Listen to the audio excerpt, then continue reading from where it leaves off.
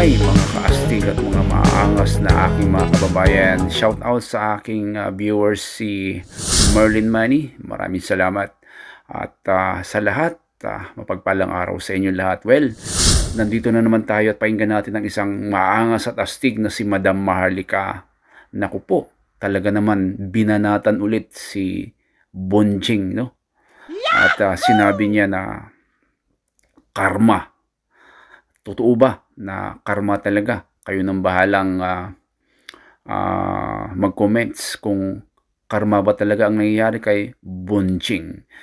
Alright, tingnan natin si Madam Maharlika at kilatisin natin ang bawat pangungusap na kanyang binibitawan.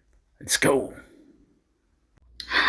Punta tayo kay Bonjing Remulla. Ito si Bonjing ay inaaratay talaga. But nakita nyo, Pasko nag-post siya ng picture na nakaupo na mukhang isang bulati na lang ang hindi pumipirma. Okay, napag-alaman natin, mga kababayan, ayon sa ating puting ahas na talagang mahina na ang pusong itim ni Bonjing, okay, at ang kanyang sistema sa katawan. Hindi naman tayo nag-wish ng pagka-gurgur niya sa sarili niyang, kaletsyan.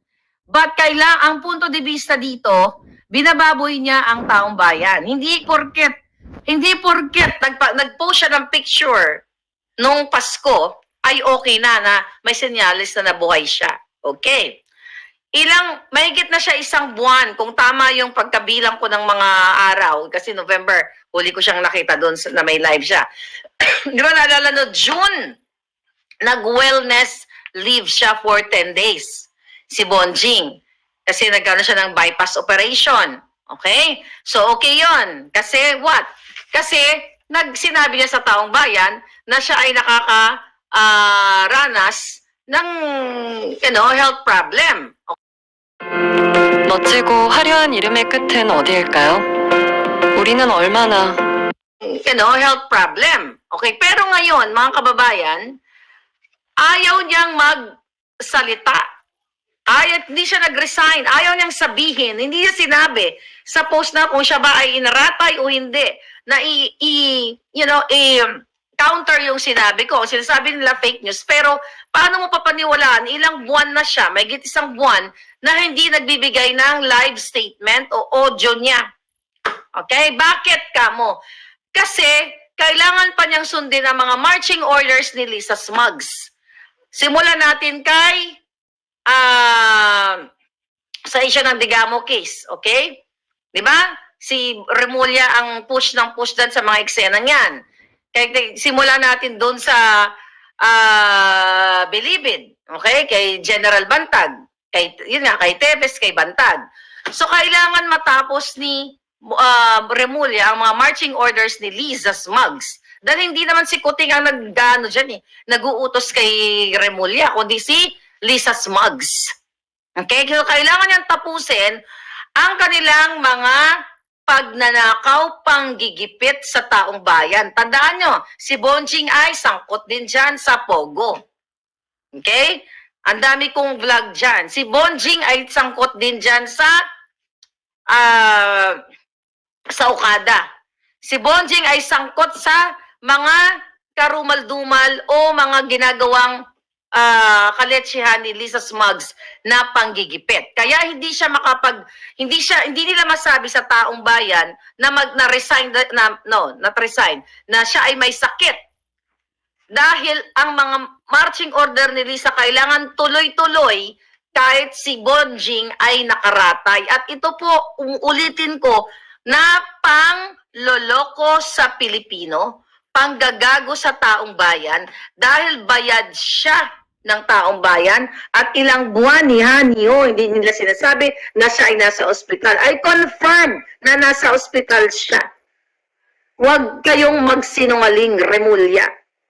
Huwag niyong lolokohin ang taong bayan, karapatan ng taong bayan, ng taxpayers, na sasabihin ninyo kung kayo ba ay capable to perform your duties. Definitely you're not. Dahil isa kang asong julol ni Lisa Smugs. And definitely, pangloloko ang ginagawa mo sa taxpayers dahil responsibilidad mo bilang DOJ. Di ba? Department of Justice, Secretary, nasa naman ang hustisya ng taong bayan? Nasa ang hustisya ng taong bayan para sabihin ninyo, malaman ng taong bayan kung ikaw nga ay what? Inaratay ka at sumisweldo ka ng walang kang hindi ka nagpapakita sa taong bayan. At ang dami kong puting ahas na nag-confirm nito. So, ang nakikita ko dyan, ito lang ang sasabihin ko sa iyo, Bonjing. Ano ang mas mahalaga? Ang perang kakamkamin mo sa ngalan ng kawalanghiyaan at pagkagago sa taong bayan? Okay? Ang taong bayan? O yung health mo? Diba? Ano ang lihim sa iyong pagkawala ng more than a month or, ng matagal na panahon? Ano ang lihim na ginagawa mo na nakaratay ka sa banig? Nakaratay, inaratay, tatandaan mo. Mga palangga, di ba? Ito nga, kakarmahin kayo sa lahat ng kawalanghiyaan nyo sa taong bayan. Diba? So, hindi nyo kaya. Diba? Kung kaya nyong manipulahin ang pera ng bayan, magbayad kayo ng mga taong mga haras sa amin, hindi nyo kayang bayaran si kamatayan kapag kinuha na kayo. Right? Hindi natin lahat kayang bayaran. Actually, hindi mo kayang bayaran ang karma kapag kinakarma na nga kayo eh. Sa lahat, hindi mo kayang pigilin kung gugurgurin ka. Okay? Gugurgurin ka na ng tadhana. Lahat tayo, hindi natin kayang pigilin yan.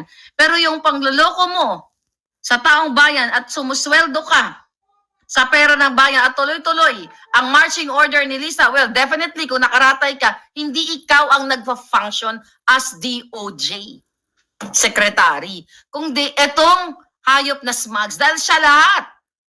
Imagine nyo, dyan sa gobyerno, kayo sa PNP, dahil marami tayong mga kaibigan matitino naman. Okay, may natitira pa. Marami-rami. PNP, AFP, alam ninyo, sa buong lahat kayo dyan, huwag kayo magmaang-maangan. You know that. Na ang nagpapatakbo sa inyo ay hindi naman talaga yung PNP chief nyo. Kung anong inuutos ni Lisa Smugs, di ba? Ang iba sa inyo ginigipit. Tinatapon kung saan-saan. Di ba? Tinatamnan din kayo ng mga kaso, di ba? Oh, alam ninyo kung sino ang Jejimon na nag-uutos nito. Walang iba kundi isa lang ang pangalan. Babaeng ahas, si Lisa Smugs. Kaya galit na galit ang hinayupak na yan. Hinahamon ko yung kasuhan niya ako. Sige nga, yung buha ka ng inang yan.